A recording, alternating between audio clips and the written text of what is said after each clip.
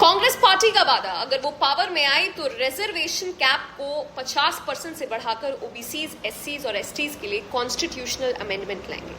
कुछ लोग इस प्रपोजल के अगेंस्ट हैं लीगल और इकोनॉमिक ग्राउंड्स पर। लीगल आर्गुमेंट ये है कि 50 से ज्यादा रिजर्वेशन देना कॉन्स्टिट्यूशन के ही खिलाफ है, लेकिन आज हम सिर्फ इकोनॉमिक आर्गुमेंट पे फोकस करेंगे। इकोनॉमिस्ट्स ने नेचुरल एक्सपेरिमेंट का यूज करके ये प्रूव किया है कि पॉलिसीज का रियल लाइफ इंपैक्ट कैसे होता है। जैसे तमिलनाडु का एग्जाम्पल अगर हम ले तो यहाँ रिजर्वेशन 69% है 50% सीलिंग के बावजूद। तमिलनाडु में फैक्ट्रीज की संख्या डबल हो गई है, प्राइवेट सेक्टर इन्वेस्टमेंट हाईएस्ट रही है और नॉन एग्रीकल्चरल वेजेस महाराष्ट्र से 70% ज्यादा है।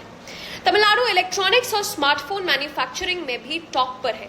डेटा ये दिखाता है कि 50% से ज्यादा रिजर्वेशन ने तमिलनाडु की इकोनॉमिक ग्रोथ को हिंडर नहीं किया है, बल्कि इंक्लूसिव ग्रोथ को प्रमोट किया है। तो ये कहना गलत होगा कि ज्यादा रिजर्वेशन से इकोनॉमिक प्रोग्रेस रुक जाएगी। कुछ लोग इस प्रपोजल के अगेंस्ट हैं लीगल और इकोनॉमिक ग्राउंड्स पर। लीगल आर्गुमेंट ये है कि 50 से ज्यादा रिजर्वेशन देना कॉन्स्टिट्यूशन के ही खिलाफ है, लेकिन आज हम सिर्फ इकोनॉमिक आर्गुमेंट पे फोकस करेंगे। इकोनॉमिस्ट्स ने नेचुरल एक्सपेरिमेंट का यूज करके ये प्रूव किया है कि पॉलिसीज का रियल लाइफ इंपैक्ट कैसे होता है। जैसे तमिलनाडु का एग्जाम्पल अगर हम ले तो यहाँ रिजर्वेशन 69% है 50% सीलिंग के बावजूद। तमिलनाडु में फैक्ट्रीज की संख्या डबल हो गई है, प्राइवेट सेक्टर इन्वेस्टमेंट हाईएस्ट रही है और नॉन एग्रीकल्चरल वेजेस महाराष्ट्र से 70% ज्यादा है। तमिलनाडु इलेक्ट्रॉनिक्स और स्मार्टफोन मैन्युफैक्चरिंग में भी टॉप पर है।